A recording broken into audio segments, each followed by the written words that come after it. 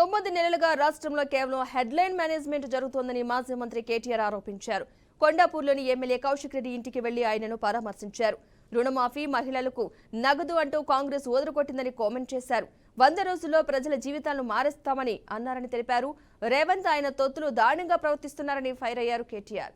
ఇక 10 మంది బీఆర్ఎస్ ఎమ్మెల్యేల చుట్టూ తిరిగి ఆయనే కడువా కప్పాడని గుర్తు చేశారు.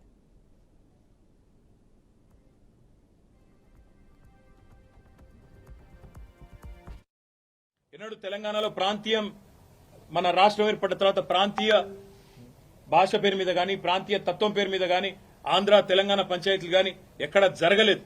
10 ఏళ్ల మా ఆచరణనే దానికి సాక్ష్యం. మేము చెప్పినాం, తెలంగాణ వచ్చిన తర్వాత ఈ పంచాయతీలకు మనకు టైం ఉండదు, అభివృద్ధి సంక్షేమం దాని మీదే ఉంటామని చెప్పినాం, అట్లే నడిపినాం.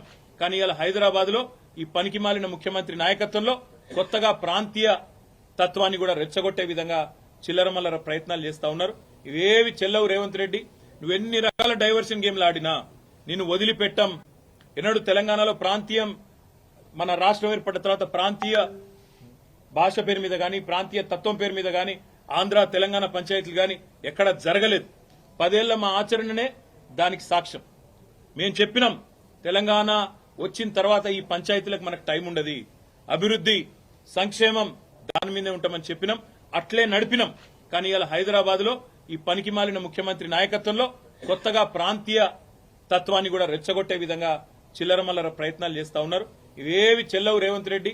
నువ్వెన్ని రకాల డైవర్షన్ గేమ్లు ఆడినా నిన్ను వదిలిపెట్టాం.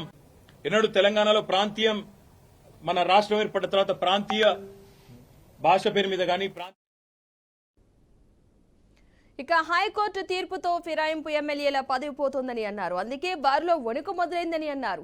ఎమ్మెల్యేల అనర్హత విషయంలో స్పీకర్ త్వరగా నిర్ణయం తీసుకోవాలని సుప్రీంకోర్టు తీర్పు ఉందని గుర్తు చేశారు. తాను పార్టీ మారలేదని, బీఆర్ఎస్ లోనే ఉన్నానని చెప్పిన గాంధీని ప్రశ్నిస్తే తమ ఎమ్మెల్యేలపై దాడులు చేస్తున్నారని మండిపడ్డారు. కౌశిక్ రెడ్డి ఇంటిపై 50 మంది గూండాలతో దాడి చేశారని పేర్కొన్నారు.